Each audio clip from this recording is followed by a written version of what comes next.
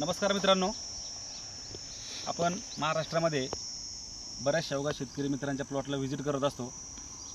लागवडीचं अंतर असेल, छाटणी असेल, फवारणी असेल, मार्केट असेल किंवा आता कॉन्ट्रॅक्ट फार्मिंग जी चालू केली आहे, शेतकऱ्यांना रोपं देऊन त्यांच्याकडनं माल विकत घेण्याचा ह्या वर्षीपासून चालू केलेला आहे। याच्याबद्दल मित्रांनो व्हिडिओ तुम्हाला पुढे येणारच आहे, पण तत्पूर्वी आज मी आमच्याच पुणे जिल्ह्या शेजारी नगरमध्ये आलेलो आहे।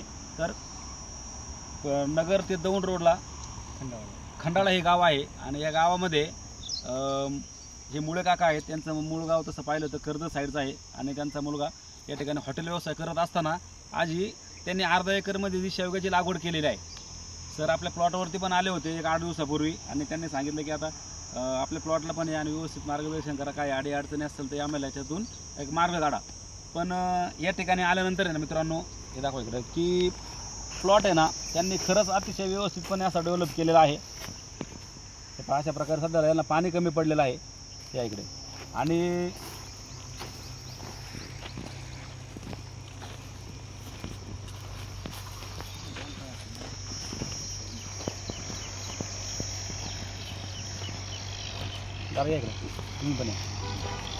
पहिल्यांदा आपण या प्लॉटबद्दल सरांकडून माहिती घेऊया। यांनी कधी लावला, काय अडचणी आल्या आणि आपण त्यांना काय मदत केली। सर तुमचं पूर्ण नाव सांगा। संतोष भागवत मुळे, मुक्काम पोस्ट देऊळगाव सिद्धी, तालुका नगर। तर आज या ठिकाणी मित्रांनो यांनी अर्धा एकरमध्ये शेवगा लागवड केलेला आहे। साधारणपणे लागवडीला आता 2 वर्ष पूर्ण झाले। 15 जुलै 2023ला यांनी लावलेला। तर मला सांगा आतापर्यंत शेवगा शेतीमध्ये तुम्ही हायेस्ट रेट किती घेतला आणि काय किलो प्रमाणे गेला? हायेस्ट 150 रुपये घेतला होता आणि कमीत कमी 25 रुपये घेतले होते। ज्यावेळेस 25 रुपये होता त्यावेळेस मार्केटमध्ये शेंगा असताना आम्ही बंद केलं होतं, म्हणजे छाटणी केली होती। त्यानंतर आम्ही परत डेव्हलप केले झाडे आणि जून जुलैच्या दरम्यान परत माल घेतला। बरोबर। पण मला सांगा जी बाकीची लोक जे म्हणतात शेवगा परवडत नाही, खरं शेवगा परवडतं भाऊ?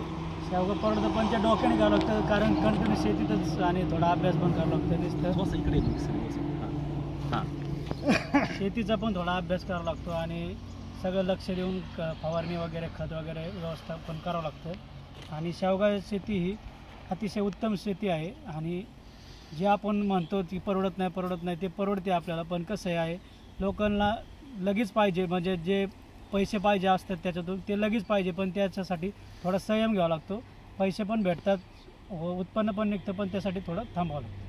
बरोबर आहे दादा की बघा यांनी सुरुवातीला त्यांच्या आतमध्ये एक झाडाची लाईन होती, त्यांनी ती लाईन काढली कारण त्यांना जाणवलं की आता आपण जर मध्ये जर लाईन ठेवली तर 2 झाडाच्या मध्ये दाटी होणार आहे आणि झाडाला सूर्यप्रकाश भेटणार नाही, आपलं उत्पन्न हे व्यवस्थित येणार नाही। त्यामुळे त्यांनी जी मधली जी लाईन आहे ती लाईन त्यांनी या ठिकाणी काढून टाकली मित्रांनो। आणि आज पहा अतिशय व्यवस्थितपणे आज बघा चांगली फ्लॉवरिंग चालू आहे आणि शेंगा पण चांगला आहे मित्रांनो। पण त्यांना थोडं पाणी कमी पडलेलं आहे, तर त्यांना पाणी वगैरे कसं द्यायचं, काय स्प्रे करायचा याला मी सर्व सांगितलेलं आहे। त्याप्रमाणे ते व्यवस्थितपणे निर्णय घेणार आहे आणि शेवगा मित्रांनो ह्या बागेचे 100% पैसे होणार आहेत।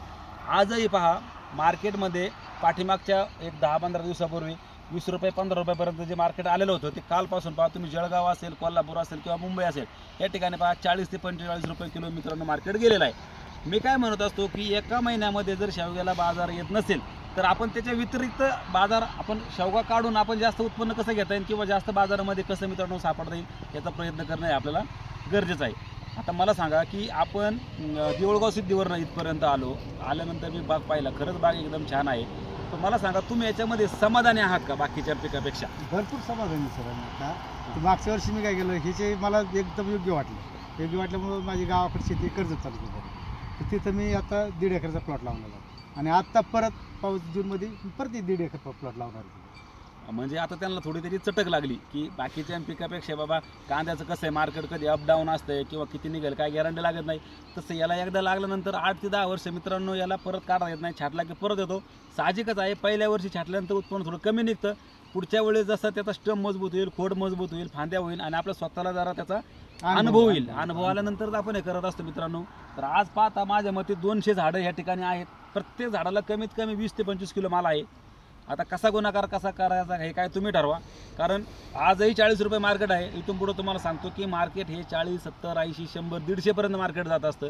आपल्याला 500-600 रुपये किलोचा मार्केटला बाजार भाव नाही भेटला तरी पण चालेल, पण 40 ते 50 रुपये मित्रांनो जरी सापडला तरी शेवग्याचे भरपूर पैसे होत असतात मित्रांनो। आता आम्ही 100 किलो माल पाठवला होता, 40 रुपयांनी पट्टी लागलेली आहे। हां तसे आता जशी वाद आपण माल निघतो ना, माल तसं निघतो पाठवतो. त्याप्रमाणे आपण 5-10 रुपये वाढून भेटायला लागले आता तिथून पुढे वाढत त्याला असं सांगितलं मार्केटमध्ये पण. मार्केटमध्ये 100% वाढणार आहे. कारण कारण मार्केटमध्ये माल पण येतो ना पिवळा वाकडा तिकडा कसला पण येतो. आता फक्त सध्या मी माल घेऊन गेलो ना फक्त माझाच माल व्यवस्थित बरोबर दिसतो, आहे. मला बाकीचा माल व्यवस्थित दिसतो. याचं एक कारण असं आहे मित्रांनो की समोर हॉटेल आहे, हॉटेलच्या पाठीमागे लगेच घर आहे, दोघाही आपल्याकडचं पूर्ण लक्ष आहे. मी सांगेल की तुम्हाला शेती करायची ना 10 एकर करायची ना तुम्ही 5 एकरच करा, पण ती व्यवस्थित करा.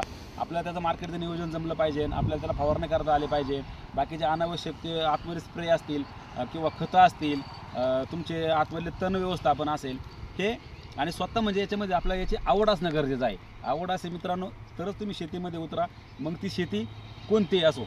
तर असो मित्रांनो, आणखी काय माहिती असेल ती पुढे आपल्या तो व्हिडिओ येणारच आहे. आपल्या बागेचे कॉन्ट्रॅक्ट फार्मिंग काय असेल ते तुम्हाला समजणारच आहेत. कारण आउट ऑफ कंट्री असेल किंवा डोमेस्टिकला असेल, सध्याला मित्रांनो मी आता कॉन्ट्रॅक्ट सिस्टीम चालू केली आहे.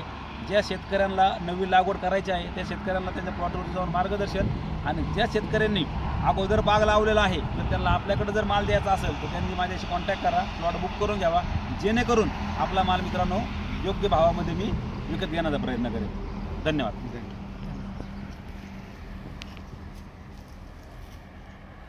ते झाडं इथं तुटून पाडलेले म्हणजे नंतर